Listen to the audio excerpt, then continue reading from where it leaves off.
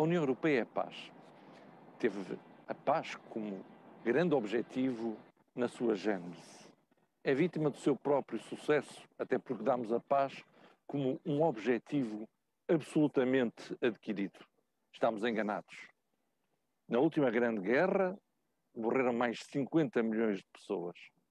Porque temos a União Europeia, temos conseguido manter a paz. Mas a União Europeia são também valores. É democracia, Estado de Direito, liberdade, tolerância, multiculturalismo. É também progresso e desenvolvimento.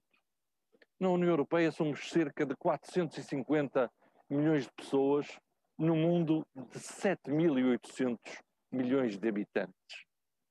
Somos menos de 6% da população mundial. Nem sempre damos conta que é aqui que, para além da paz, temos o local onde há melhor qualidade de vida. Na União Europeia, apesar de sermos só cerca de 6% da população mundial, temos mais de 40% dos direitos sociais do planeta.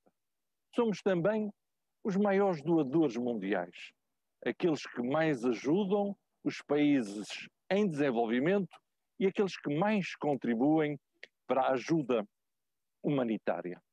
Somos também das maiores economias do planeta, a par dos Estados Unidos e também da China. Uma União Europeia que nem sempre reconhece as suas mais-valias.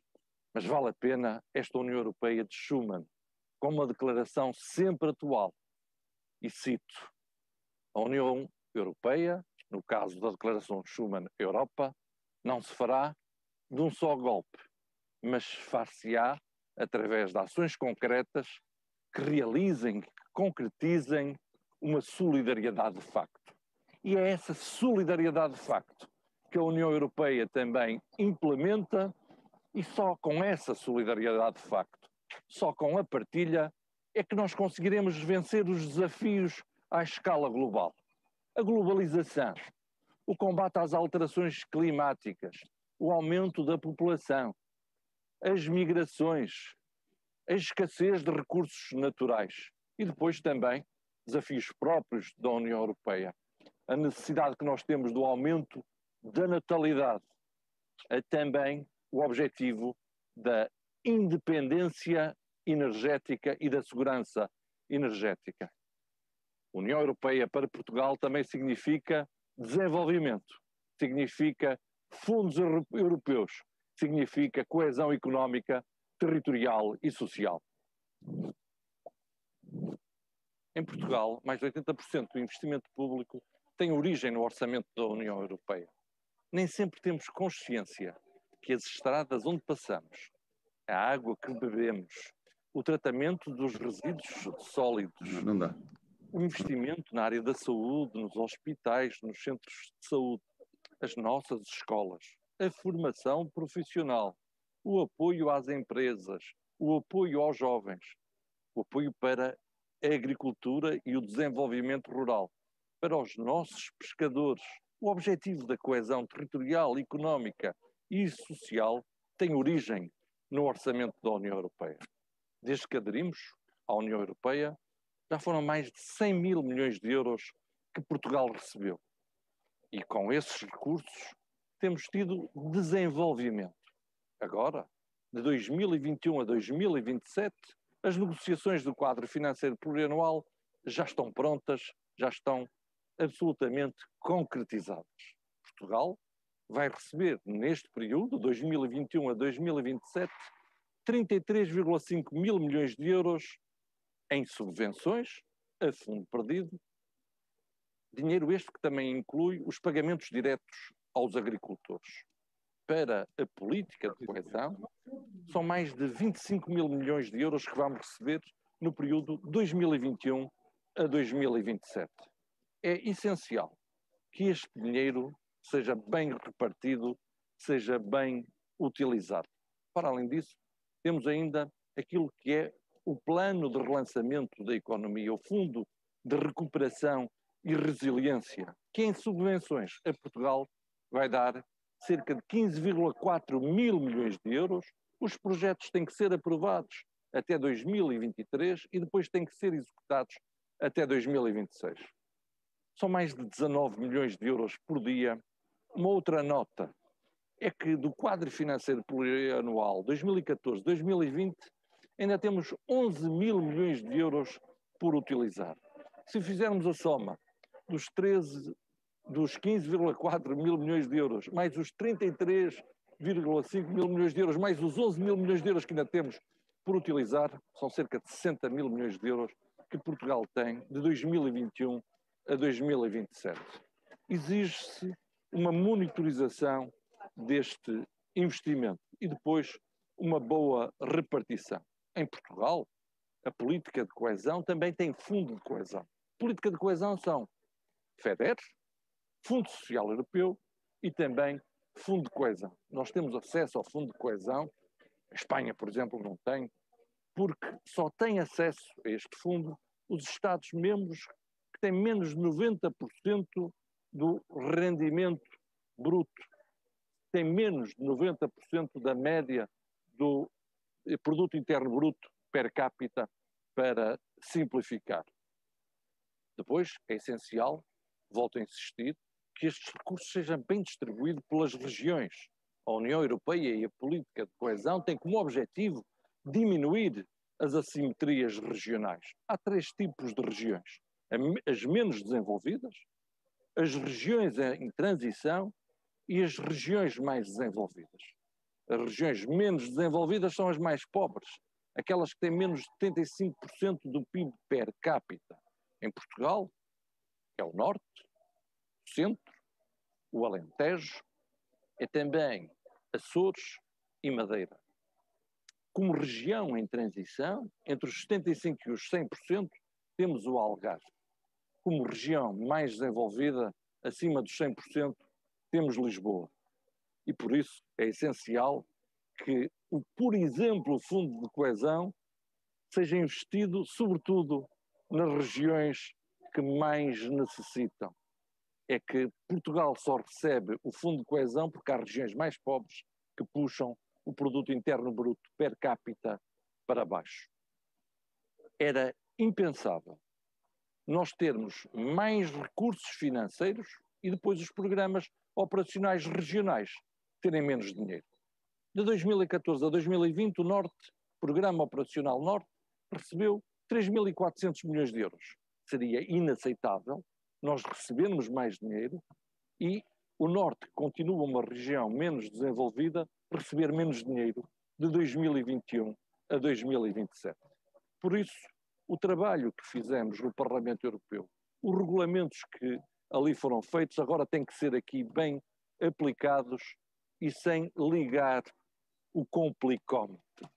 É essencial que haja não só uma boa monitorização, mas também uma simplificação dos fundos. Portugal merece investimentos como este, onde aqui estamos, o Mercado Municipal de Braga, são essenciais para o desenvolvimento rural, para os nossos agricultores, mas têm sido muitos os investimentos que temos feito com os fundos europeus e eu insisto sempre que eles têm de ser bem utilizados e têm de chegar depressa à economia. Já agora, Portugal está à espera de quê? Para apresentar o acordo de parceria, que é a forma como os fundos vão ser executados no período 2021-2027. É que o quadro financeiro plurianual 2021-2027 já está aprovado. Agora o Governo tem de entregar o acordo de parceria, tem de definir como é que vai executar os fundos e esse acordo de parceria é feito numa negociação com a Comissão Europeia. Um acordo de parceria que já devia estar a ser negociado com os beneficiários, com as regiões, com as autarquias, com as IPSS, com os agricultores, com aqueles que são os atores do desenvolvimento regional. Eu espero que o Governo não seja centralista, não tente desviar dinheiro para si próprio, que o invista realmente na economia, que entregue rapidamente o acordo de parceria e que comece a executar os montantes que já estão disponíveis e aqueles que só teremos acesso a eles quando Portugal fizer o seu trabalho de casa. Cada um tem de fazer a sua parte. Espero que o governo português faça a sua rapidamente.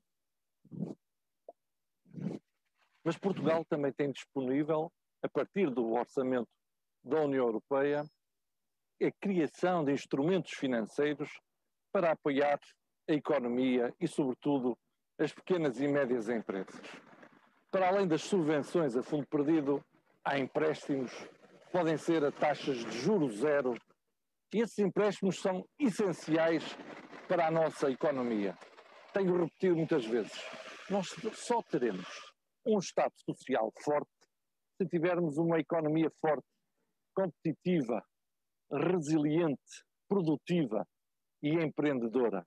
E aí também é essencial apostar nas startups, apostar também no empreendedorismo e, sobretudo, no empreendedorismo jovem.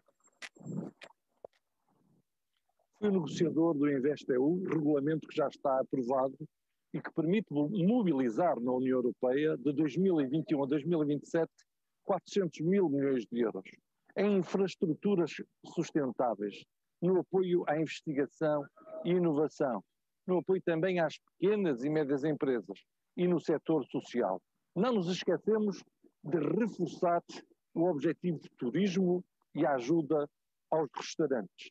Aliás, e faço um parênteses, apresentamos também um projeto piloto na União Europeia para a ajuda aos restaurantes que estão em dificuldades face à pandemia. Mas voltemos ao InvestEU. Tem um compartimento europeu e também tem um compartimento nacional.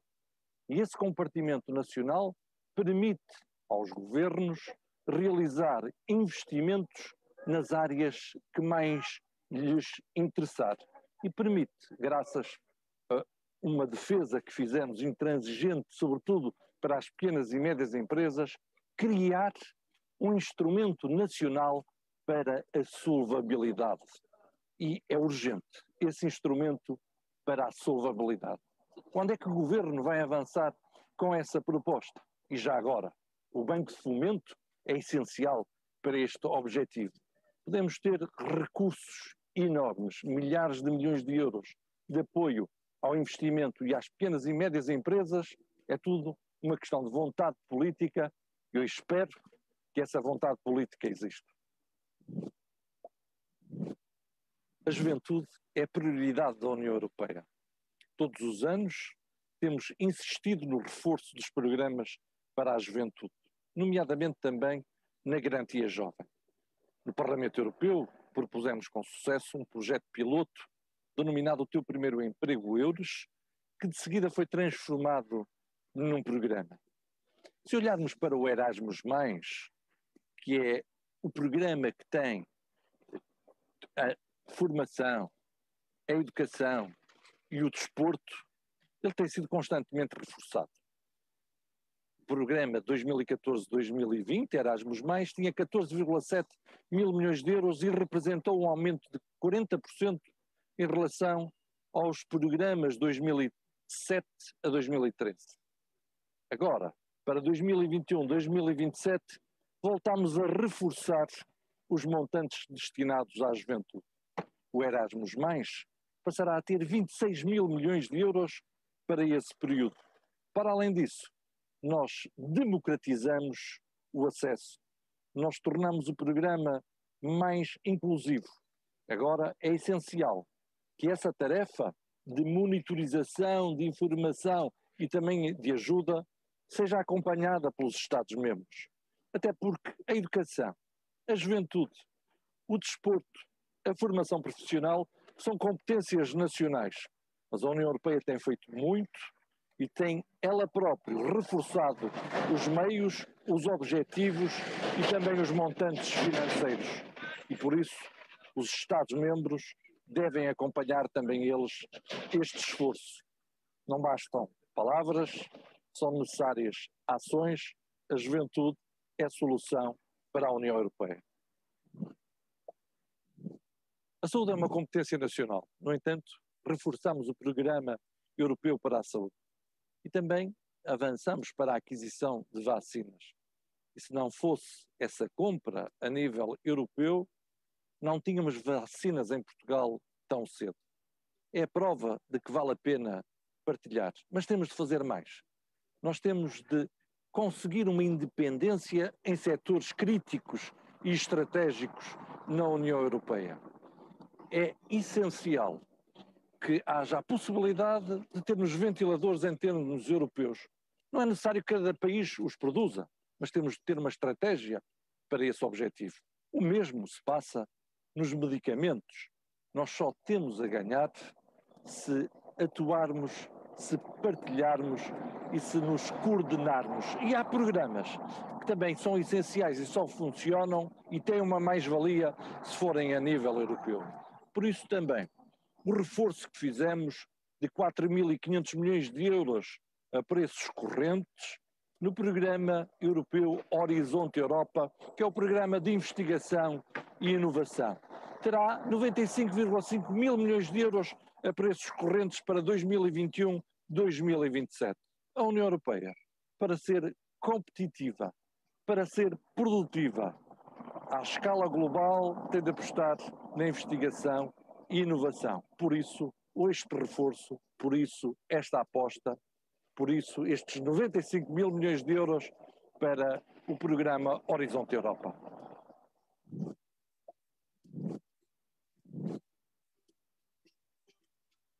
Boa tarde.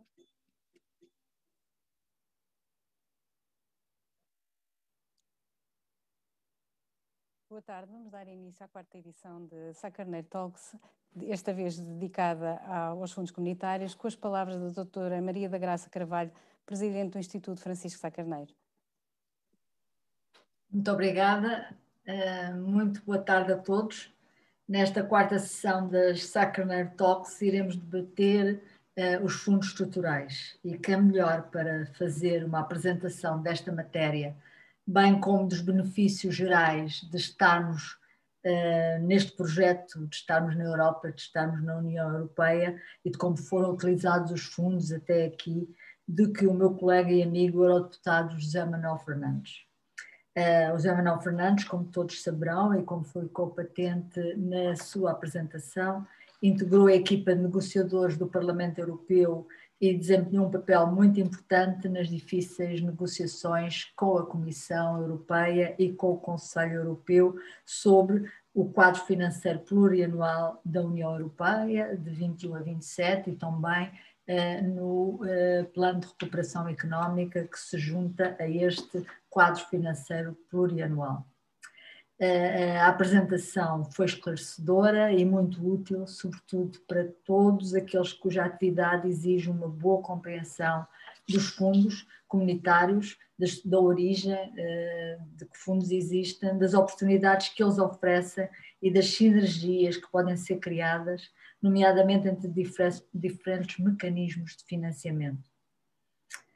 Pela minha parte, gostaria apenas de frisar que Portugal tem em mãos uma grande oportunidade que não pode ser desperdiçada, já como foi dito por José Manuel Fernandes. Entre o orçamento da União Europeia e o plano de recuperação, o país terá acesso a um maior envelope financeiro de sempre. Estas são verbas que nos irão ajudar a ultrapassar a grave crise económica e sanitária criada pela pandemia Covid-19, mas devem ser também e sobretudo encaradas como uma oportunidade para começar a construir um país melhor, para preparar o futuro. Aliás, porque parte destas verbas, do plano de recuperação, irão ser pagas pelas gerações futuras daqui a uns anos. Com uma população mais qualificada, melhores serviços públicos e estratégias de crescimento diversificadas, baseadas no conhecimento, na ciência, no desenvolvimento tecnológico, na inovação e na cultura. Como também foi dito na introdução, o Horizonte Europa, que é o maior programa do mundo dedicado ao conhecimento, à ciência e à inovação, terá um papel também extremamente importante. Não apenas nas suas linhas de financiamento tradicionais da cooperação científica, mais dedicado aos cientistas, mas também naquilo que nós chamamos as parcerias, de que tenho o privilégio de ser relatora. Uma delas, a que já está, para a qual já estamos a trabalhar, da computação de alto desempenho, que incluirá a instalação de um supercomputador em Portugal, cujo principal centro de supercomputação vai ser no Minho, algures num triângulo ainda não definido entre Braga, Guimarães e Famalicão, mas não é tão importante assim, porque ele vai servir todo o país e também ligado em rede ao resto da Europa. E este é um exemplo do que é que os fundos europeus e os programas europeus podem fazer pelo nosso país. Mas há muitos outros exemplos, em áreas nas quais o país pode ainda reforçar bastante a sua participação. Espero que a presidência portuguesa do Conselho Europeu tenha um papel ativo nos esforços para o início da aplicação de todos estes instrumentos, tanto os que estão contidos no orçamento europeu como os do plano de recuperação. Até porque ao fazê-lo estará a beneficiar toda a Europa, mas também o nosso país. Resta-me agradecer a todos os participantes, em primeiro lugar ao José Manuel Fernandes, depois aos participantes deste debate, que amavelmente aceitaram em condições por vezes difíceis em que todos nos encontramos, ao João Manuel Esteves, Presidente da Câmara de Arcos de Valdevez, ao professor universitário Jorge Gaspar, ao nosso deputado Hugo Carvalho, muito obrigada pela vossa participação.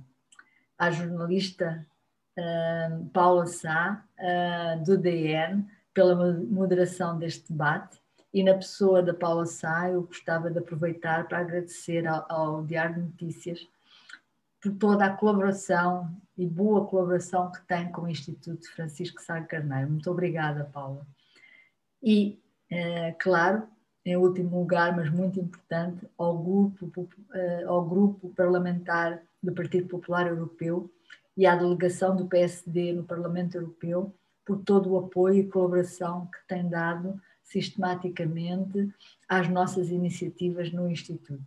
Muito obrigada a todos e vou seguir o vosso debate com todo o interesse e votos de um bom debate. Muito obrigada.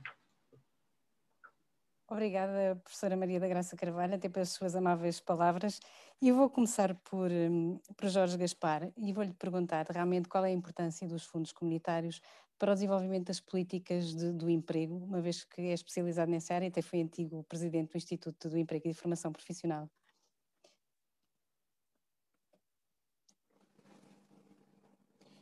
Muito obrigado.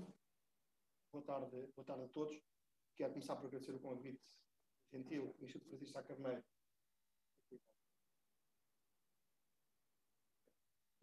Boa tarde a todos, agora sim.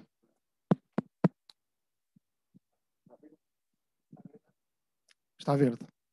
É uma belíssima cor, aliás. O gentil convite que o Instituto me dirigiu para estar aqui presente. Boa tarde a todos também.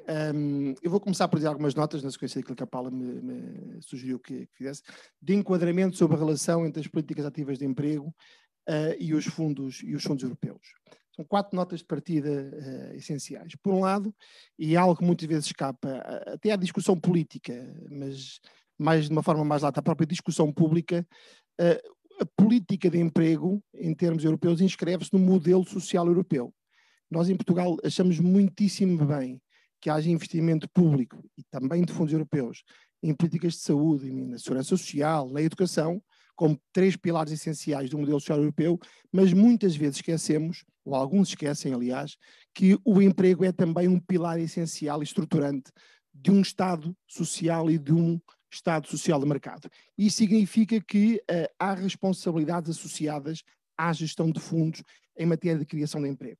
Quando eu falo de política de emprego, quero falar também de formação profissional, porque a formação profissional, por vezes muito malquista por alguns, é também um elemento essencial das políticas ativas de emprego. Em segundo lugar, dizer que quando falamos de políticas de emprego, falamos também, e de apoio às políticas de criação de emprego, falamos também de concorrência. E o direito europeu, a União Europeia, tem muito cuidado no equilíbrio, na articulação entre os apoios à manutenção e à criação de emprego e aquela que deve ser a salvaguarda da concorrência leal entre as empresas. Em terceiro lugar, uma nota mais transversal, para dizer que os fundos europeus, ao contrário do que infelizmente muito se passa em Portugal, não devem servir para, usando a expressão de forma muito clara, para pagar custo, estrutura, nem despesas de funcionamento do próprio Estado. Os fundos europeus não servem para isso. E eu tenho a expectativa de que no PT 2030, algo que vem de trás, enfim, não é apenas dos anos mais recentes, vem muito de trás, de suportar despesa do Estado em fundos europeus, deixe paulatinamente acontecer, naturalmente, para que possamos virar para as políticas públicas esse mesmo financiamento. Uma quarta nota de enquadramento, Paula, antes de ir, enfim, mais concreta, 4 ou 5 pontos, para dizer o seguinte. Os fundos europeus, e também em matéria de emprego e de formação profissional, não são uma política pública. São financiamento de políticas públicas, são instrumento de financiamento de políticas públicas.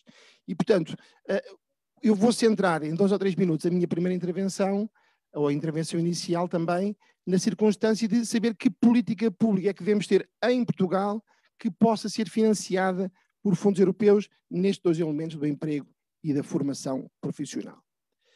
Em primeiro lugar, lançar para discussão os tópicos da precariedade e da segmentação do mercado de trabalho.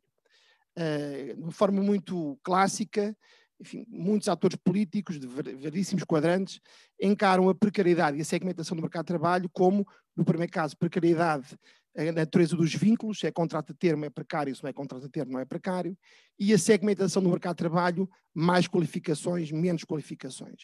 Ora, eu permito-me desmistificar um bocadinho, pelo menos avançar com uma alternativa para essa precariedade, porque está aqui o Hugo, enfim, um especialista também em políticas da juventude, e o Hugo seguramente concordará comigo que é muito mais precário o vínculo de um jovem qualificado, com competências adequadas às necessidades do mercado de trabalho, que está este ano a entrar para uma empresa que tem um plano de carreira, que tem uma perspectiva de desenvolvimento pessoal e profissional, esse vínculo é muito mais estável, pese embora seja do ponto de vista jurídico um vínculo a termo, do que um vínculo sem termo, portanto aquilo que genericamente chamamos o contrato para o quadro, mas numa empresa prestes a falir, com incapacidade financeira, sem capitais próprios e, portanto, de um momento para o outro pode entrar num processo de insolvência ou de despedimento coletivo.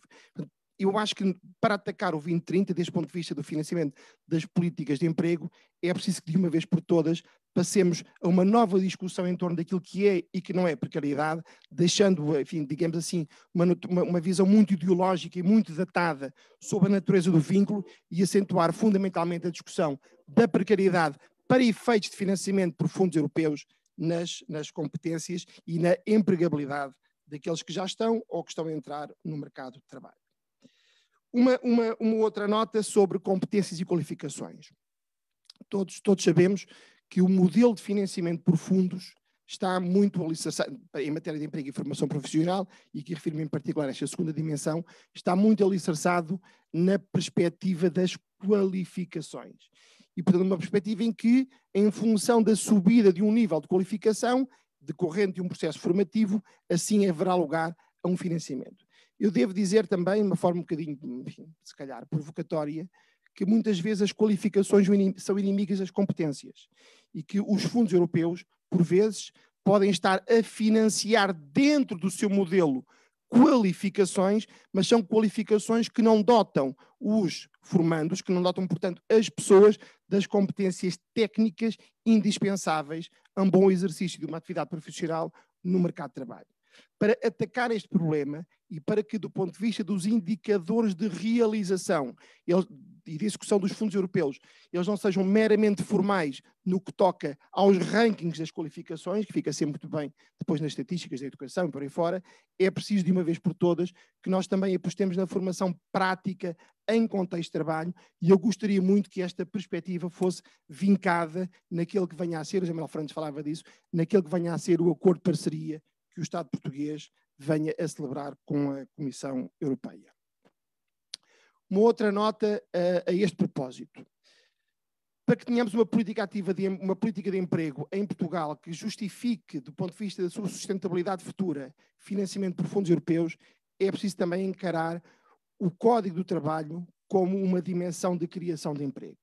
E eu devo lembrar o seguinte, nós estamos em janeiro de 2021, algures no final de 2019, o Parlamento aprovou uma alteração ao Código de Trabalho que retirou os jovens e os empregados de longa duração da possibilidade de serem contratados a termo. E, portanto, retirou os jovens, e eu aqui refiro particularmente aos jovens, retirou os jovens da possibilidade de estarem também dotados de um instrumento de inserção no mercado de trabalho.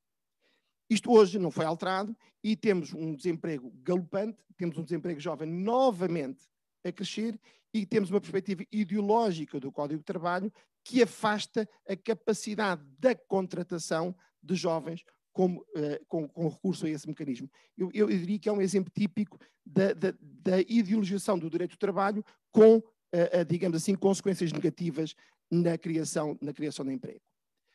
Outro ponto muito importante que me parece dever, enfim, ser estruturante de uma política de emprego e, portanto, também de uma visão do mercado de trabalho que possa ser sustentada financeiramente por fundos europeus, de uma forma sustentável, como há pouco dizia, é a estabilização da legislação laboral. Nós temos tido demasiadas alterações ao Código do Trabalho, muitas vezes delas erráticas e, portanto, que confundem quer empregadores, quer trabalhadores. Eu vou dar um outro exemplo. Nessa mesma revisão do Código de Trabalho, em finais de 2019, o período experimental, precisamente para jovens e desempregados de longa duração, foi alargado para 180 dias. Isto é, foi alargado para o dobro daquela que é a regra. Quando isto acontece, isto significa que, do ponto de vista dos alicerces da base de uma política e de uma visão do mercado de trabalho, que é para onde são canalizados precisamente os fundos europeus, vai havendo algum experimentalismo que não permite naturalmente que a estabilidade impere do ponto de vista da gestão e das organizações, da gestão e da organização das empresas, assim é que está bem dito. Só mais 2 ou 3 notas, se a Paula me o permitir, muito rapidamente. Uma delas para acentuar a necessidade da natureza contracíclica das políticas ativas de emprego.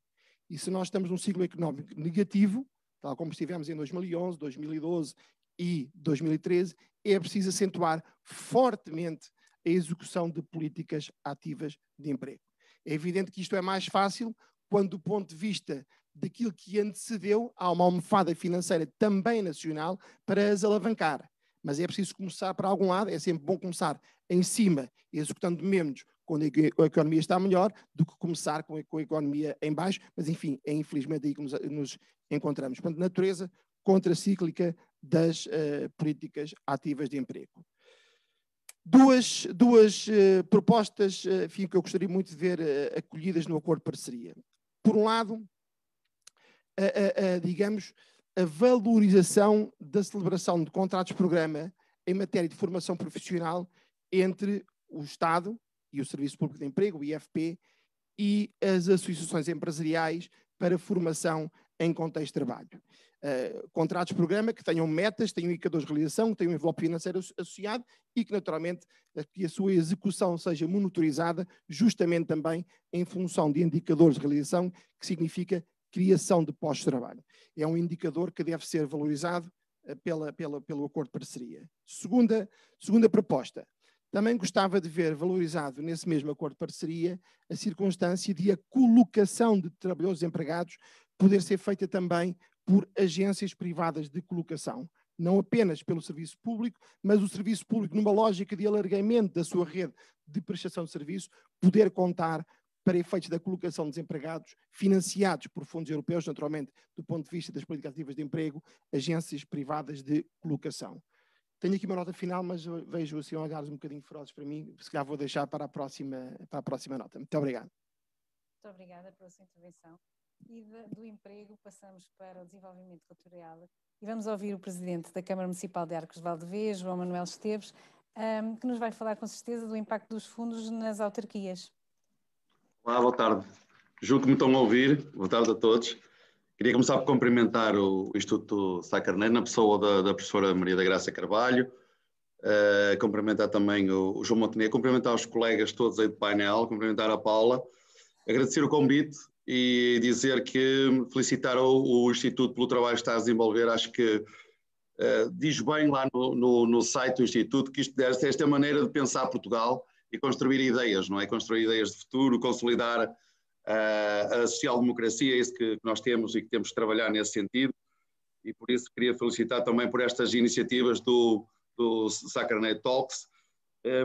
E queria também dar os cumprimentos ao eurodeputado, ao meu vizinho, não é? Ele é meu vizinho aqui, o Zé Manel Fernandes, pelo trabalho que tem feito naquelas questões dos fundos comunitários. Bom, se a gente olhasse para os fundos comunitários e não encontrasse mais nada, encontrava nas palavras do Zé Manel algo que é extremamente interessante, que é, ele disse que até o momento chegaram a Portugal cerca de 100 mil milhões de euros. Esses 100 mil milhões de euros contribuíram efetivamente para transformar Portugal, ou seja, sem esse dinheiro era absolutamente impossível que acontecesse desenvolvimento económico e social. E o mais espetacular é também o que disse que o investimento público neste momento em Portugal, mais de 80% dele é vindo de fundos europeus. E, portanto, com esta realidade, eu diria que nós encontramos aqui uma primeira contradição do nosso governo e da forma como este governo tem atuado nesta matéria. É que do atual quadro comunitário que está em vigor, que supostamente teria terminado a 31 de dezembro de 2020, ainda faltam 11 mil milhões de euros por executar. E, portanto, o que é que faz o governo? Bom, sinceramente, para além de anúncios e mandar os outros executar, não faz mais nada. Não arranja maneira de flexibilizar, não arranja maneira de agilizar estes fundos comunitários que o próprio governo não executa, porque o governo neste momento praticamente não faz investimento público, o que é a segunda contradição. Em tempos de pandemia, investimento público ajudava à retoma da economia, não o faz, não tem feito, não o faz, não o vai fazer, e portanto quem está entregue, digamos assim, a forma de executar estes fundos comunitários está nos municípios, nas autarquias, são os grandes motores neste momento do investimento público em Portugal.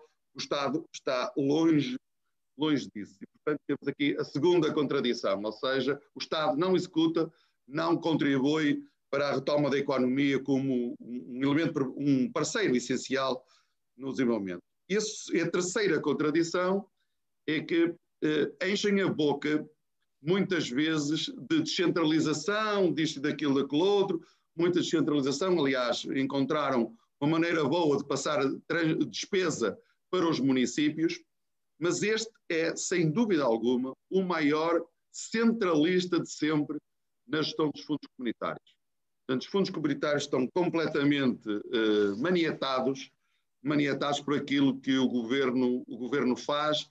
Qualquer decisão pequenina, qualquer anúncio, qualquer forma de tentar encontrar uma maneira mais expedita de lançar concursos ou de lançar iniciativas, está toda ela dependente do governo e está toda ela muito dependente também daquilo que são as opções do governo relativamente às regiões. E, portanto, temos aqui esta terceira contradição. Bom, quando a gente esperava, e como disse o Zé Manel, que novos tempos se avizinhavam, e na verdade novos tempos se adivinham, temos aí mais 60 mil milhões, ou seja, os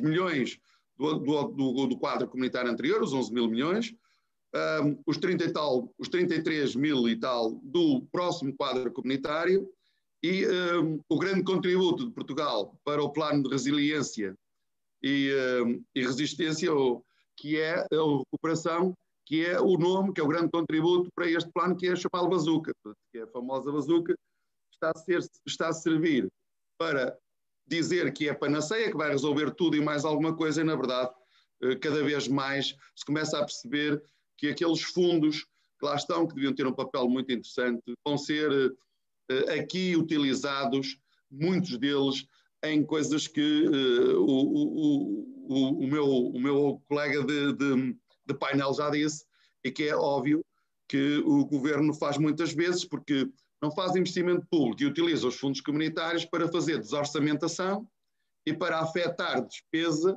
que devia ser cobrada pelo Orçamento de Estado, mas está a ser sujeita e estão para lá a ser vertidos muitos fundos comunitários. Bom, e o Zé Manel explicou aqui muito rapidamente, mas afinal, com tanto dinheiro, em que ponto é que estamos? Bom, não estamos em ponto nenhum, para além do nome da Bazuca. Não está decidido qual é o plano de ação, está guardado nos segredos dos deuses, muito dele maniatado por pessoas ligadas e por partes ligadas, muitas delas a questões do Partido Socialista. O acordo de parceria não está em cima da mesa, a discussão com os parceiros regionais e com os atores setoriais também não está feita, o modelo de governação também ninguém sabe como é que é, e, portanto, o próprio governo também, até a certa altura, assume que não vale a pena nos preocuparmos, porque no Orçamento de Estado só estão 10% deste dinheiro. Bom, o problema não é se só estão 10%, é se nós conseguimos ir buscar esses 10%, porque não está nada programado. Bom, mas esta, no fundo, é um pouco o panorama e são as contradições, as 4 ou 5 contradições que nos põem em cima da mesa, mas eu gostaria muito de dar contributos e por isso é que acho que é o objetivo principal e, sem dúvida alguma, que para estas contradições nós temos que encontrar contributos. E então, eu sugerimos muitos municípios estão muito nesse aspecto, que é contra este centralismo do governo, aumentarmos a territorialização dos programas temáticos, ou seja, há programas que neste momento estão a ser controlados em termos nacionais, por exemplo, alguns deles, como por exemplo o programa do ambiente, das infraestruturas básicas, a água e o saneamento, quem quer uma candidatura de água e saneamento tem que pedir a Lisboa, porque não há, em termos regionais não está.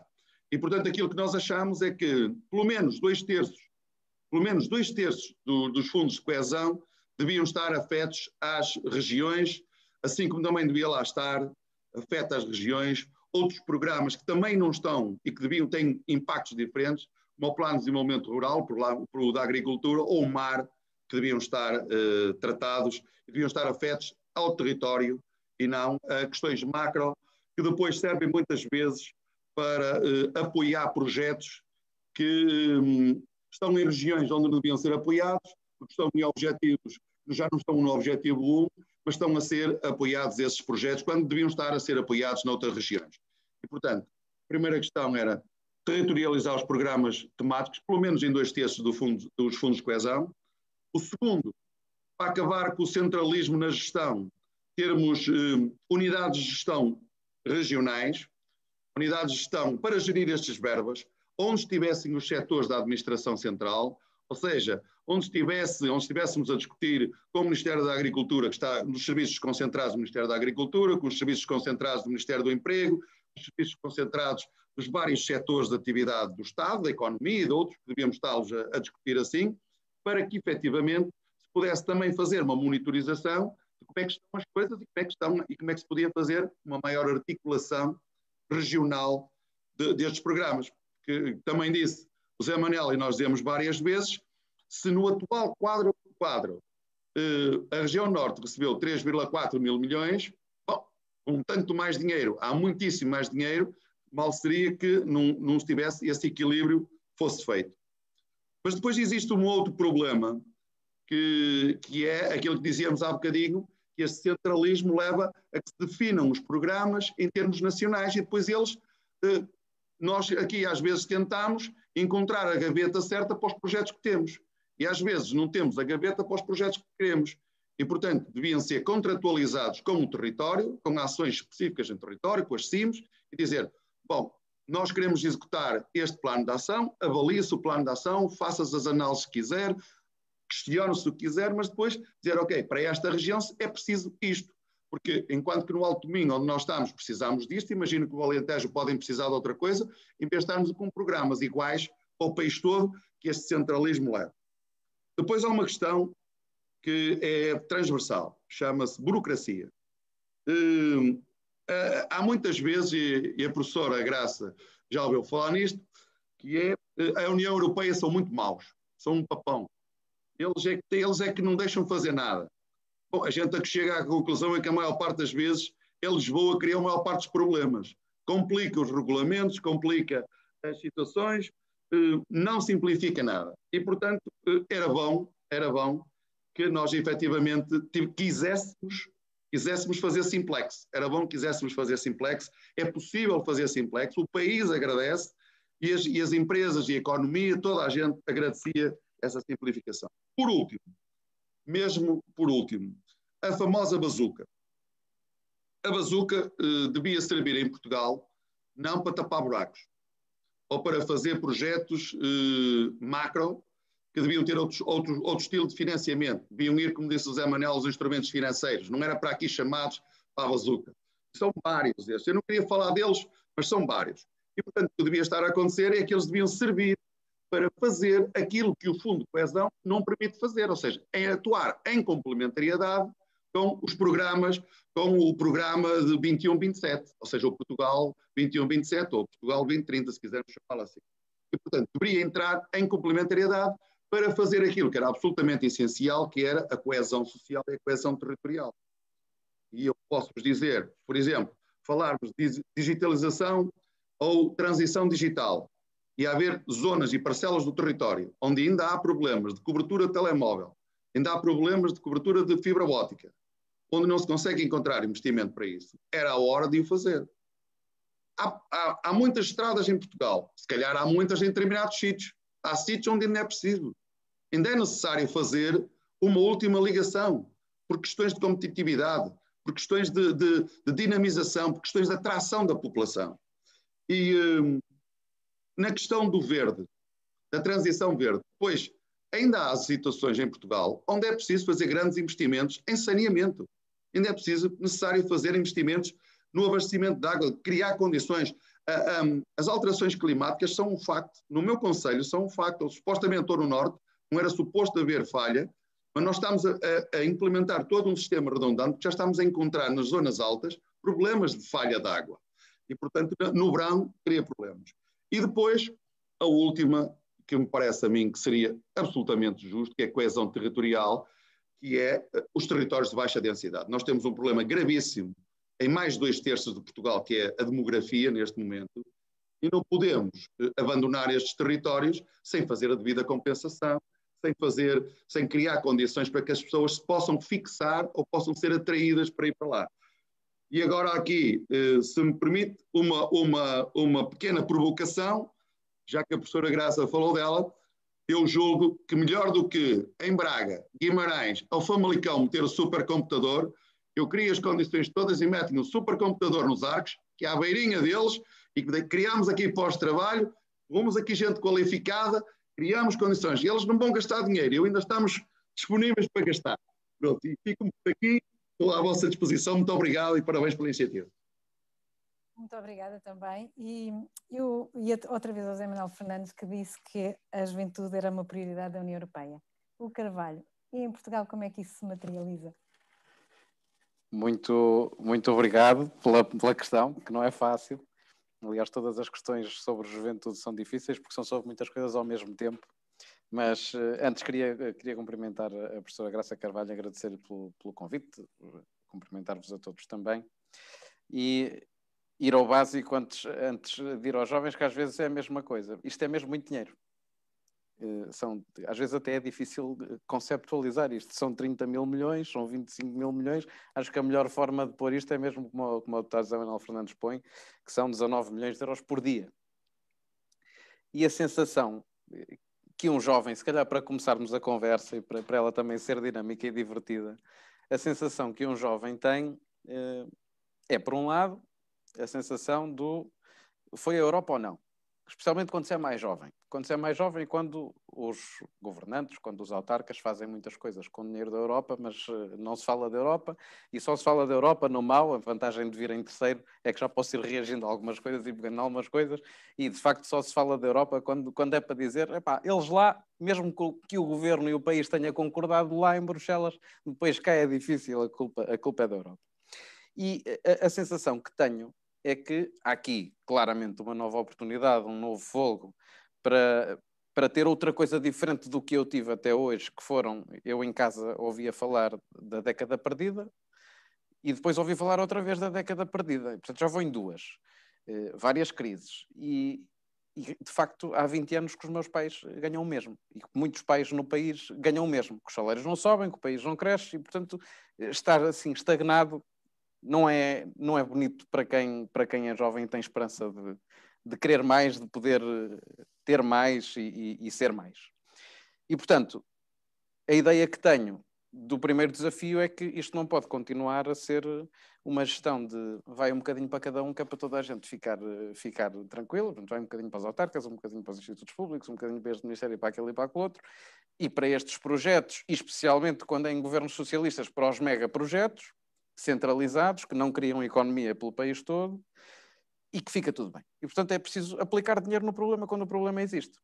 Eu lembro-me quando o Jorge já estava de transição, de saída do IFP, eu estava de entrada no Conselho Nacional de Juventude e lembro-me de ter várias lutas no pós-Jorge com o IFP, em que há assim, a percepção de que não era importante atirar dinheiro para o problema em concreto. O que eu vi quando este governo tomou funções foi acabar com todas as medidas ativas de emprego porque não havia dinheiro, porque o PSD o tinha gasto todo. Mas eu acho que há uma vantagem primeira vantagem e primeira nota na gestão de fundos, em que nós temos que colocar dinheiro no problema quando o problema existe. Não é ir atirando para toda a gente ficar calado. O problema de emprego, no caso, quando foi a altura da garantia jovem, era um problema daquele momento. Havia quase metade da população jovem estava desempregada. Portanto, era preciso, de facto, aplicar os fundos e, de facto, conseguiram-se resultados que duraram até mais recentemente esta crise. E, portanto, se não tivermos uma ideia de, número 1, gastar o dinheiro onde ele é preciso, onde faz falta e onde há um problema. Por exemplo, um problema, para quem é jovem, a Europa daqui a nada tem mais avós que netos. Não falta muito. A natalidade é um problema. Vamos ou não vamos atirar para lá o dinheiro. Vai continuar a creche a ser muito mais cara do que a universidade. Nós andamos a discutir sempre as propinas deviam ser de borla e a mensalidade das creches, que é quase por mês, que é quase uma propina anual daqui a nada, em algumas zonas do país. E, portanto, de haver uma ideia, uma estratégia, e depois podemos entrar em maior detalhe do que é que deve ser a estratégia, que prioridades é que deviam ter, mas haver uma ideia clara de para onde é que se aposta o dinheiro.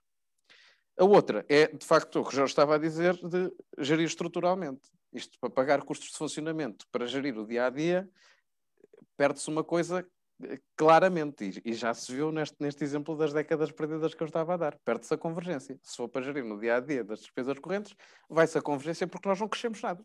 Não enriquecemos nada, não produzimos nada aqui de estrutural. E, portanto, às vezes, dava até a sensação, deve ser tal a frustração de tanta gente que às vezes até parece que há uma ideia na administração de que é melhor não crescermos porque senão perdemos os fundos. Às vezes dá a mesma ideia disso. É melhor continuarmos mais ou menos aqui na linha d'água porque senão ainda perdemos os fundos de coesão. E, portanto, é mesmo preciso sair disto. O investimento concreto eu sou um grande beneficiário, talvez o beneficiário aqui na sala e online, e as pessoas que nos seguem, aí não sei quem é que nos está a seguir, mas enfim, eu sou o beneficiário da União Europeia, aqui, claramente. Em tudo, em educação, em oportunidades, em viajar, em tudo. Hoje, se para os meus pais a Europa, e para os meus avós então também, é uma ideia de não haver guerra. Esta frase diz muitas vezes, mas nunca são de vezes demais. É uma ideia de paz, não haver guerra. Para a minha geração é isso, aliado a outra coisa, e acredito que para as gerações mais novas seja mais a outra coisa que eu vou dizer, porque para mim começou a ser muito... Eu, no fim de semana, vou ter um evento qualquer na Roménia, chego lá e estão pessoas da Europa toda e toda a gente fala inglês. E toda a gente comunica, toda a gente tem algo comum a dizer, toda a gente fala uns com os outros. E a Europa é muito sobre isso para a minha geração. E por isso é que o Erasmus é, sem dúvida nenhuma, ainda, e vai continuar a ser, o melhor investimento que a Europa faz em si própria, que é mostrar-nos. Há coisas que nós podemos ler nos livros e ver no YouTube e ouvir falar e contar histórias, mas as coisas que experimentamos, há coisas que temos mesmo que experimentar, e uma delas é a Europa. Experimentar a Europa é ficar a gostar da Europa. Eu acho que é um grande investimento e, portanto, é com muita felicidade que vejo sempre que há esse desígnio, que apostar nos jovens, nos programas de juventude, que é importante. Deste ponto de vista de experimentar a Europa e do ponto de vista que é crítico para pessoas, esse jovem dos 15 aos 30, antes dos 15, esse criança, adolescente, enfim, esse jovem dos 15 aos 30, e, portanto, há várias juventudes, e mais para os 30 começa a haver este problema de o que é que vamos fazer com estas pessoas a quem foi vendida uma ideia e que vão acabar um curso e vão para um país de 1000 euros, ou de 900 euros, ou de 700 euros, e vão para um país onde há de facto uma nova precariedade, que era exatamente o que o Jorge estava a dizer. Que já não é, nem tem que ser, e vai ser cada vez menos de se temos um emprego para a vida toda, se trabalhamos quantas horas por dia, onde é que trabalhamos, já não tem nada a ver com isso. Há uma nova precariedade e vai cada vez ser mais acentuada, que é a precariedade das competências. Que é, quem tem competência vai ganhar. Quem souber, eu costumo contar muitas vezes esta história, eu nunca conheci um datilógrafo. Não sei o que é, nunca vi, admito que alguns de vocês já tenham visto. Eu não sei o que é, nunca vi, mas já soube que antigamente era preciso chamar um profissional para bater um texto à máquina. E nós hoje passamos o dia até claro. Passo o dia no telemóvel. É uma coisa completamente básica. E não há razão nenhuma para eu não acreditar que falar inglês daqui a uns tempos é exatamente isso, como tenho de ter a certeza de que saber programar daqui a uns tempos é básico, é mesmo básico. E, portanto, quem estiver com competência, ganha. E não é precário. Isso não tem necessariamente a ver com o vínculo e com essa ideia de mercado de trabalho que, enfim, que é do século passado e que já não existe. E por isso é que estes programas não podem ser tratados muitas vezes, concordando também com o Jorge, estou a concordar muito contigo, mas, enfim, é o que é. Há de ser bom sinal. Que é a diferença que há em tantos programas destes entre o diploma e a competência em si. Eu às vezes dizia que no IFP nós éramos números num fecheiro de Excel, porque, bem, enfim, há muitos desempregados, metem-se aqui numa formação qualquer, sai desta coluna, conta o desemprego. Por isso é que o IFP tinha números diferentes do INE, tem diferentes do Ministério, tem diferentes, toda a gente tem uma concepção de desemprego, ou tinha pelo menos. E nós não podemos tratar a coisa assim, porque não podemos estar a tirar pessoas que estavam no cabeleireiro, enfim, numa loja de mecânica automóvel e dar-lhes formações em competências interpessoais e depois pô-las a fazer exatamente o que estavam a fazer. É isso que as vai catapultar, é isso que vai reconverter as pessoas. Nós hoje estamos cada vez mais a falar em transições do digital, transição energética. Vamos precisar de reconverter as pessoas e quanto mais reconvertermos as pessoas, melhor vai ser. Isto não se vai tratar só de... Vai-se tratar muito de fazer chegar a internet e rede móvel a todo lado, com certeza absoluta, mas vai-se tratar de ter lá pessoas que possam trabalhar, que é o que acontece, para dar um exemplo bem social-democrata, que é o que acontece no Fundão, em que as pessoas foram reconvertidas. Há emprego de alto valor acrescentado, há pessoas, há economia, há dinamismo, e quer dizer, às vezes parece fácil. E é tudo uma questão, e eu já me vou calar, é tudo uma questão de nós, para partilhar duas ideias principais, de olharmos para o futuro, escolhermos prioridades e apostarmos de facto nessa prioridade, criando economia e criando crescimento, porque infelizmente o que tem sentido é isto, vai um bocadinho para cada lado, toda a gente fica contente, mas depois é década perdida atrás de década perdida, e de facto isso é triste. Também muito obrigada e agradeço a todos pelas excelentes intervenções. Passávamos agora um bocadinho ao debate. Tenho aqui algumas perguntas de quem nos está a ouvir e vou pôr à consideração, penso que esta é mais direcionada para o Jorge Gaspar, mas obviamente que os outros poderão responder também. O Joaquim Mendes Dias pergunta: para quando a separação do financiamento ao ensino profissional do Ministério da Educação? Ui. Uma pergunta complexa. Um abraço ao Mendes Dias. Para quando, Paulo, lembra-me, se achou bom, para quando a separação do financiamento ao ensino profissional do Ministério da Educação? Sim, o Mendes Dias está a colocar uma questão clássica nestas questões do financiamento do ensino e da formação profissional. E eu vou dar uma resposta muito, muito concreta. Porventura, não apontando o quando, porque isso obviamente não sei, mas porventura o porquê e o como. Nós em Portugal temos, na minha opinião, eu digo isto há muitos anos, uma sobre-oferta de modalidades formativas. o que é, ao contrário do que pudesse parecer, contrário à liberdade de escolha. Porque se aquele dito ensino regular, porque até parece que o outro é irregular, que está fora de jogo, não é? Mas o ensino dito regular, o ensino clássico, que é visto com muitas famílias como uma primeira opção, isso muitas vezes acontece precisamente porque o sobreaquecimento da oferta formativa em várias modalidades baralha o sistema. O que eu acho sobre aquilo que o Mendes Dias pergunta é muito simplesmente o seguinte: há um conjunto de atividades que são hoje típicas do ensino profissional, que estão muito ligadas ao mercado de trabalho e que ficava muito a ganhar se naturalmente tivesse uma maior aproximação às estruturas públicas, aos departamentos ministeriais, Ministério da Economia e Ministério do Trabalho, que estão mais fortemente ligados ao mercado de trabalho e às empresas. Isso é absolutamente indiscutível.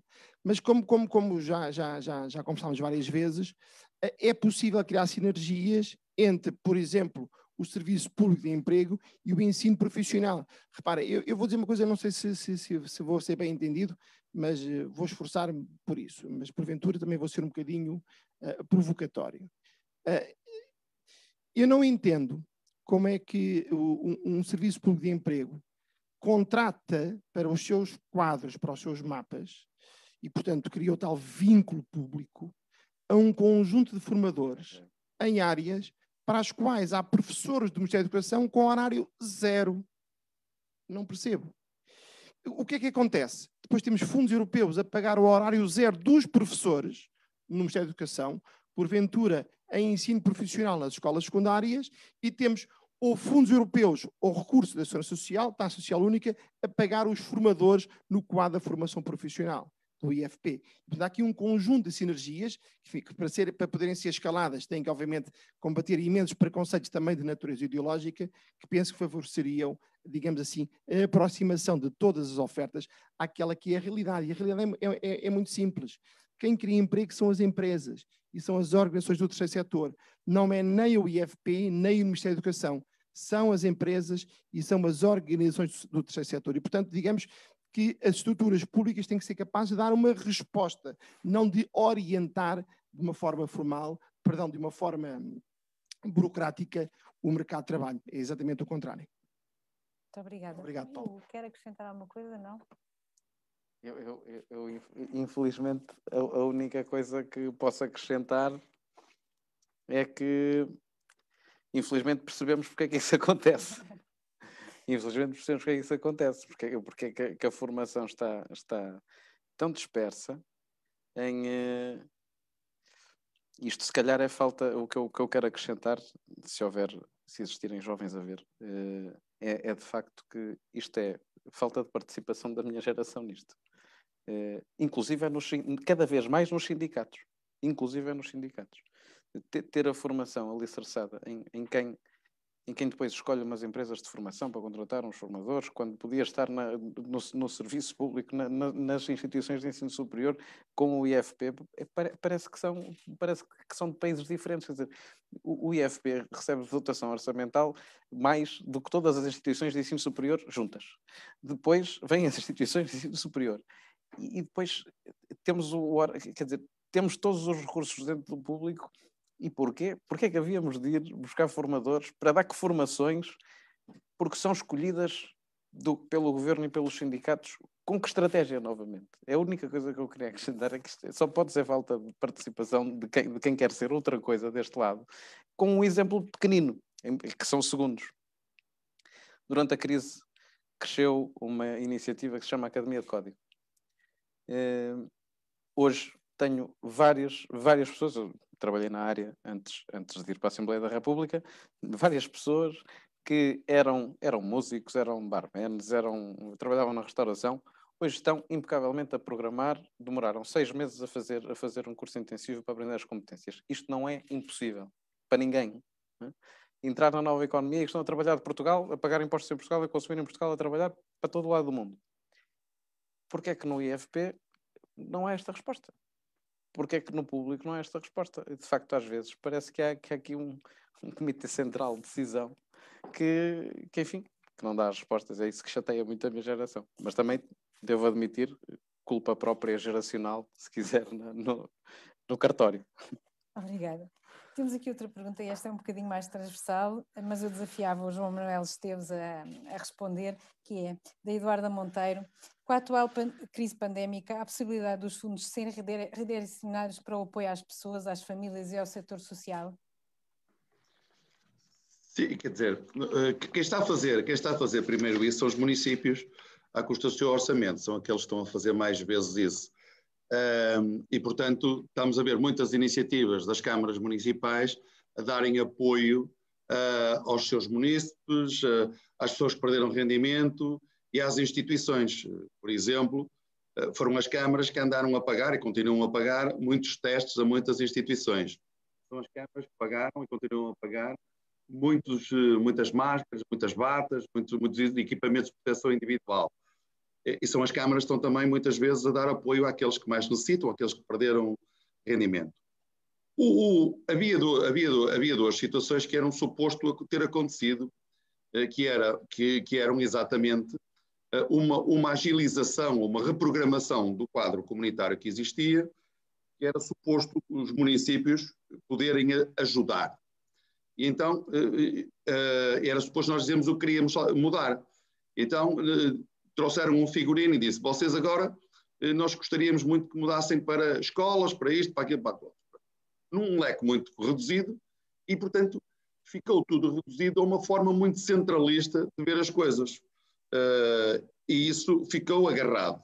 E eu temo, é isso que eu estava a temer, que o plano de recuperação e resiliência, a tal bazuca, que muitas vezes podia estar a ser utilizado dessa maneira, mas a não ser utilizado dessa maneira, vai ser para pagar a tal despesa corrente, a tal despesa do orçamento, na sua esmagadora maioria, seja desviada em grandes quantidades para aí, sem que efetivamente tenha depois impacto, aquele impacto que agora ainda estamos a falar, na criação de condições para as pessoas poderem ir trabalhar noutras áreas, poderem ir trabalhar de outra maneira. E, portanto, é essa a minha preocupação. Teoricamente, no modelo teórico, a famosa bazuca existe exatamente para dar apoio aos países para que efetivamente eles possam fazer a recuperação da sua economia, mas como o governo português não faz investimento. E já agora queria meter a colherada na questão anterior, por causa do ensino profissional. Eu sou presidente de uma escola profissional, que é uma cooperativa entre 2 municípios e uma associação comercial. E o que acontece é que, há bocadinho o Jorge falou disso, há preconceitos de origem ideológica? Há. E não sei se um dia destes também não vai haver relativamente às escolas profissionais e os outros que estão no ensino profissional dentro das escolas normais públicas e que neste momento estão a fazer aquilo que é, claramente, estão a ser suportados os custos deles pelos fundos comunitários. E por isso é que às vezes estas coisas não podem funcionar, porque é suposto, e diz a lei, que deveria haver já 50% dos alunos que deviam estar no ensino secundário regular, e o resto, é como diz o Jorge, parece que são irregulares, mas no profissional. E desse profissional devia estar uma parte nas escolas profissionais, mas não está. E, portanto, na verdade, há um comitê central relativamente a estas questões. Há sim, senhora. E também há o centralismo. Por exemplo, a agência que determina as qualificações e as prioridades, define as prioridades e depois diz: vocês já concordam com isto? E depois nós vamos dizendo qualquer coisa, mas depois é muito complicado, porque depois é como diz o outro: na União Europeia se calhar não querem muito bem isto. E, portanto, lá vamos nós todos encaixar no mesmo figurino e termos imensas dificuldades. Neste momento, as escolas profissionais que não são públicas têm custos anuais elevados, porque o Estado português, o governo português, não transfere as verbas a tempo e, portanto, estamos a pagar para manter as escolas, fazermos empréstimos, para pagarmos juros, porque o Estado não coloca a tempo e horas o dinheiro que devia colocar, que são dos fundos comunitários, para suportar estas questões. Obrigada. O Joaquim Mendes Santos coloca uma pergunta mais complexa ainda. Quando chega o dinheiro a Portugal, E há atividades económicas que não estão contempladas com apoio nenhum. Eu não sei quem é que quer responder nesta parte. Eu acho que essa podia ser para o Zé Manuel Fernandes. Portanto tem que ser um de vós. Acho que podia ser para o Zé Manuel. Quando chega o dinheiro a Portugal? Não sei quando é que chega. Aliás, não me consigo comprometer sobre quando é que chega. Para todos. Portanto, por isso é que era uma grande pergunta para o Zé Manuel Fernandes e talvez nos dissesse a mesma coisa, infelizmente. E há atividades económicas que realmente não estão contempladas nestes fundos comunitários? Eu diria que isso vai depender de muitas coisas, nomeadamente do tal acordo de parceria. Não é? Eu acho que não é justo dizer para já que há atividades que não estão ou que há alguém que não está. Poderá acontecer. Há sempre alguém que fica de fora, não é? Mas enfim, esperemos que seja o mais equilibrado possível. Mas acho que não conseguiria dizer nem uma coisa nem outra. É uma não resposta, eu sei, eu lamento. Não, mas há sempre uma resposta boa para isso, me estão a ouvir, há sempre uma boa resposta, que é, foi a União Europeia que mandou, e agora não se consegue alterar. Paula, eu não costumo entrar no debate, mas só para dar um pequeno esclarecimento. O financiamento da parte do plano de recuperação económica, a famosa bazuca, tem que ser aprovada pelos parlamentos nacionais e alguns países os parlamentos regionais. O nosso governo, como presidência da Comissão Europeia, da União Europeia, tem agora o papel de dinamizar e fazer com que tudo ande depressa para que fique completamente aprovado. A seguir aí, ou já em paralelo com isso, tem que cada um dos Estados-membros, e Portugal incluído, preparar o seu plano detalhado de execução, entregá-lo à Comissão, negociá-lo com a Comissão e depois vê o adiantamento e começa então a chegar à economia. Mas há um ponto que é importante. Há retroatividade nestes financiamentos do plano de recuperação a fevereiro do ano passado. Portanto, há ações que já foram realizadas e que estão dentro das prioridades podem receber os financiamentos. Se tudo correr bem e for bem organizado e coordenado e acelerado, a presidência portuguesa pode, dentro do período da presidência, portanto até ao fim de junho, ter, isso é possível, as empresas e as pessoas começarem a receber os primeiros financiamentos e o adiantamento, por exemplo. Mas têm que ser muito eficientes, muito coordenados. Eu tenho algumas dúvidas, tenho pena que isso não vá acontecer, tenho algumas dúvidas com a dispersão e com a atuação que há noutras áreas, quando nós fazemos a transposição para esta área, tenho alguma dificuldade em acreditar que haja essa eficiência para que tudo corra bem e que até junho o financiamento chegue às pessoas, o que seria muito importante e para as pequenas e médias empresas. Muito obrigada. Obrigada, Graça. Sim, claro. Muito obrigado. Queria só fazer uma referência àquilo que a professora Graça Carvalho acabou de dizer, é que a retroatividade, enfim, a fevereiro do ano passado, profundamente ligada à questão pandémica, acaba por fazer com que a bazuca perca algumas munições em termos de liquidez logo à partida, porque boa parte desse financiamento será para pagar, para suportar custos que já foram incorridos pelo Estado português, basicamente. E eu acho que essas contas devem ser feitas o quanto antes, para que de uma vez por todas nós consigamos saber, do ponto de vista da liquidez para a economia, da liquidez para o mercado, da liquidez para as empresas e naturalmente também para outras instituições, nós saibamos a partir do momento em que a bazuca seja dita bazuca, sei que é uma versão, aliás, um bocadinho pouco feliz, diria, muito bélica demais para o meu gosto, mas que esse instrumento, uma vez em execução, possa demonstrar-se em liquidez e não apenas num volume financeiro, que tem uma parte já consumida pela tal retroatividade de fevereiro do ano passado. A Ana Sofia também tem aqui uma pergunta que eu penso que o Jorge Gaspar talvez possa responder, que é: com o esperado aumento do desemprego, que medidas temos para as áreas da empregabilidade e da inclusão social? É uma pergunta muito interessante porque coloca, enfim, ainda não tínhamos falado disso hoje, aqui a perspectiva da inclusão social e da empregabilidade associada à inclusão social. A empregabilidade, portanto, a suscetibilidade, enfim, de manter o emprego ou de entrar, enfim, no mercado de trabalho, com o preenchimento de um posto de trabalho, é classicamente, enfim, isso acentuou-se com o PT 2020, um indicador, um elemento de métrica da boa execução dos fundos europeus. Okay? Enfim, executou-se o fundo e no final disso, quantos postos de trabalho é que foram criados? Mas eu devo lembrar, e penso que o pressuposto da pergunta também é esse, que o ponto de partida não é igual entre todos nós. Quer dizer, se eu há pouco defendi, enfim, defendi convictamente e continuo a fazê-lo, que estar dotado de competências técnicas e também psicossociais é um elemento essencial para ser um bom profissional. É bom perceber também que, do ponto de vista de partido, e nós estamos num Partido Social Democrata, nem todas as temos na mesma dimensão e na mesma medida, o que significa que há uns que partem atrás.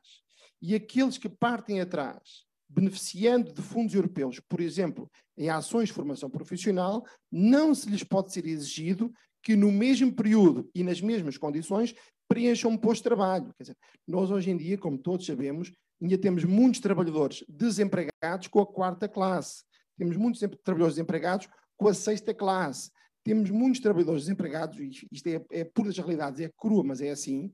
Não é hoje, tínhamos o ano passado, há 2 anos, há 3 anos, não é nada político ou partidário. Temos muitos trabalhadores desempregados que não tomam banho. E, portanto, isto significa que quando frequentam uma ação de formação profissional financiada por fundos europeus, a métrica e a aferição dos indicadores de realização que lhes é aplicada para efeitos de cumprimento das metas não pode ser naturalmente a mesma que é aplicada a um licenciado em áreas sociais e humanas e que está a fazer um processo de reconversão profissional para áreas mais técnicas e, portanto, mais próximas daquelas que são hoje algumas emergências do mercado de trabalho. E o acordo de parceria terá seguramente ter isso também em conta, sob pena de entrarmos aqui numa lógica, eu penso que isso não vai acontecer naturalmente, mas sob pena de entrarmos aqui numa lógica em que o que conta é apenas e só a empregabilidade no curto prazo, nos 6 meses, nos 12 meses, deixando para trás uma mola imensa, infelizmente cada vez maior, de portugueses que, uma vez desempregados, precisam nitidamente de um apoio público para poder vir a preencher um posto de trabalho. Muito obrigada. E terminava com as perguntas com a Teresa Silva, que pergunta ao Hugo Carvalho, precisamente, o que temos de fazer na recuperação económica para não nascermos enterrados em dívida? Eu devo dizer que há dívida boa. Até como social-democrata que já... Eu nunca estive no governo, mas o meu partido já teve várias vezes. Há dívida boa.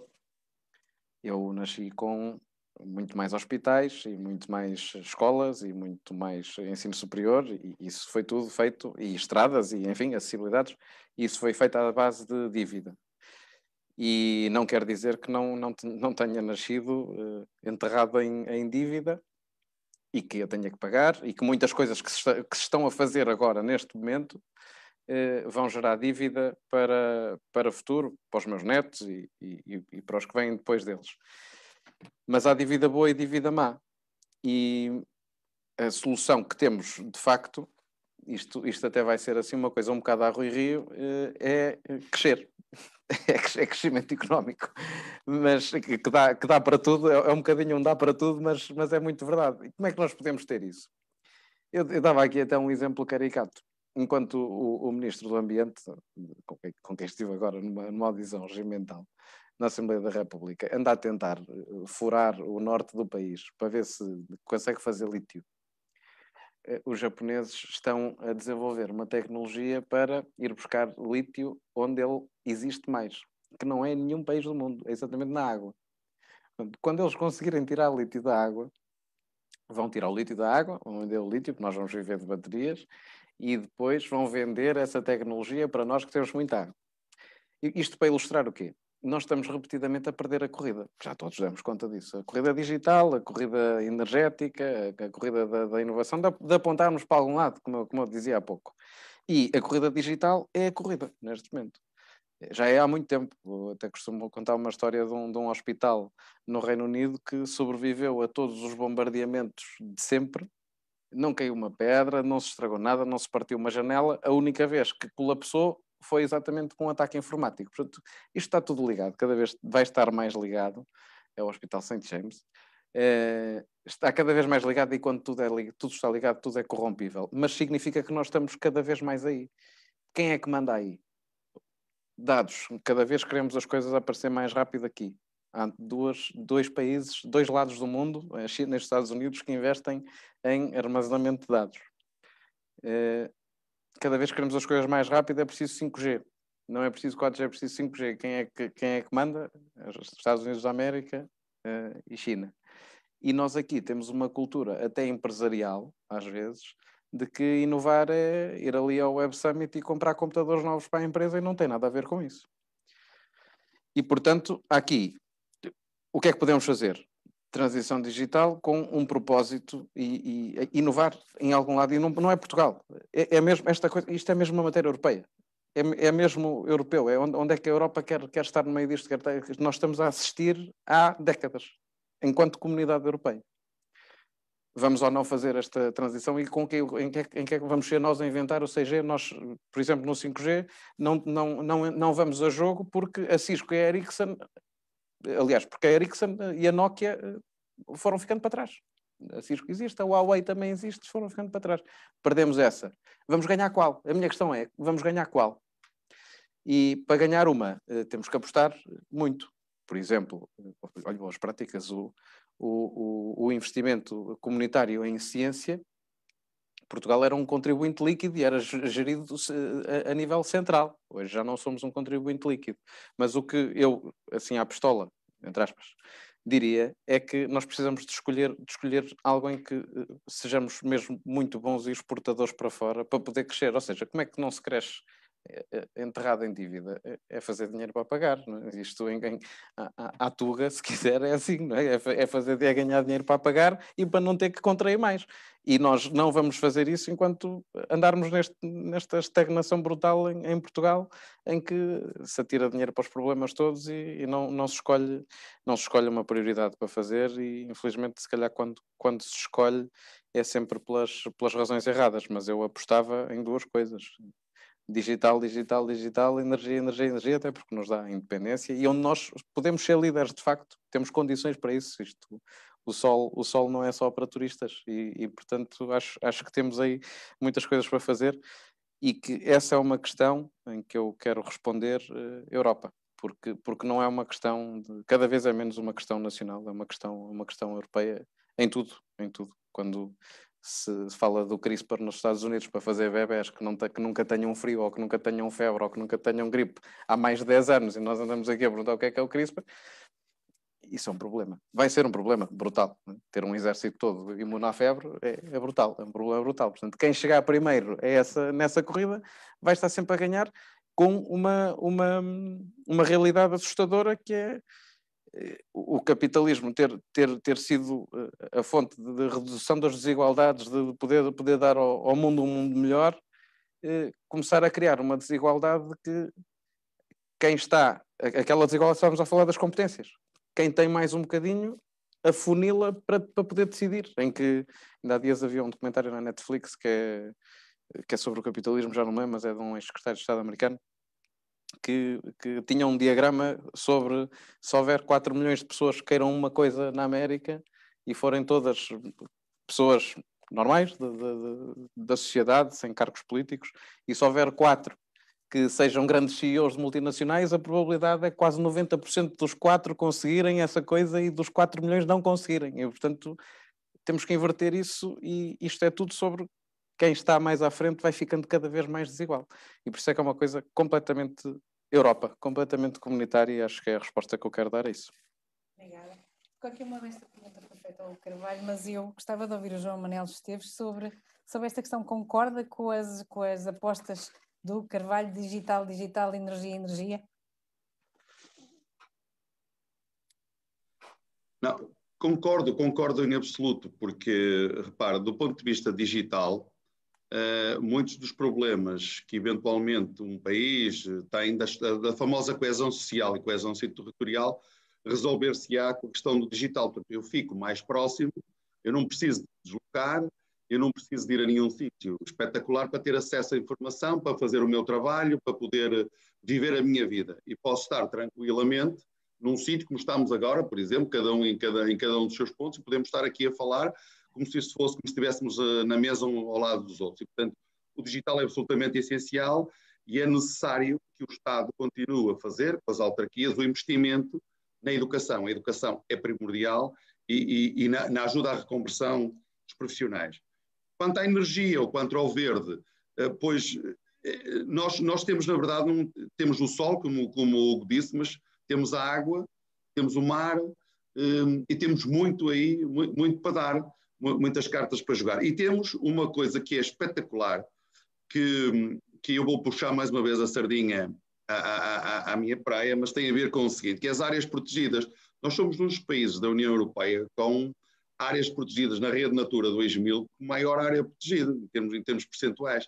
E, portanto, quer dizer que temos uma grande excelência ambiental. E isso pode ser utilizado desde a educação, à investigação, à saúde, ao próprio ambiente e, sem dúvida alguma, ao turismo. E, portanto, temos todas as condições para poder utilizar esse potencial dos recursos naturais para que seja uma alavanca para o futuro. Obviamente que no meio disto tudo há uma prioridade que tem que existir, que estava implícita a este discurso, que é criarmos uma sociedade justa na Europa. Não é? Nós temos que criar esta tal, não podemos criar clivagens entre a população, entre os que estão mais longe e os que estão mais perto, ou estão mais a norte ou estão mais a sul, ou então aqueles porque a Europa sempre se fundou, e este é um exemplo, quando nós olhávamos e criámos um espírito de tolerância, um espírito multicultural e ao mesmo tempo também de solidariedade entre os povos. É isso que está em cima da mesa, por exemplo, com os fundos comunitários. Muito obrigada, aproveito para me despedir e agradeço a todos as intervenções que foram excelentes e muito diversificadas e deu para perceber as várias questões que se colocam nesta temática dos fundos comunitários. E para encerrar esta sessão, eu passava a palavra ao Dr. João Montenegro, que é vice-presidente do Instituto Francisco Sá Carneiro. Muito obrigado. Obrigado. Em primeiro lugar, obrigado àqueles que nos seguiram desde casa. Numa altura de confinamento, nós aqui também cumprimos as nossas regras de confinamento, estamos protegidos, estamos distantes, usamos máscara em todo o debate. Agradeço também ao nosso key speaker, ao José Manuel Fernandes, que nos fez uma intervenção inicial extremamente útil, muito focada no tema do nosso painel, que será os fundos estruturais. Agradeço também à professora Graça Carvalho, que nos acompanhou, presumo, esta hora e meia, sempre atenta e disponível, e também pela ajuda que nos tem dado enquanto presidente do nosso organismo, na força que transmite também à nossa equipa. Agradeço muito ao nosso painel, ao Jorge, ao Hugo, ao João Manuel, que do topo do país nos brindou com a sua presença. É sempre um amigo, é um gosto poder contar com a sua participação.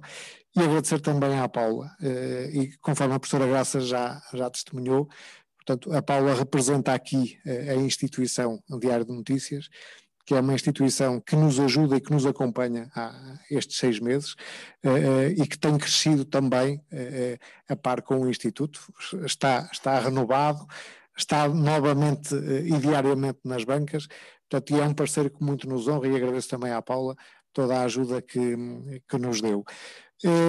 Estamos a começar o ano precisamente com aquilo que nos comprometemos no início deste mandato. Portanto, nós estamos em efetividade de funções há 6 meses, portanto, esta equipa. Queremos continuar na senda do trabalho que desenvolvemos em 2020.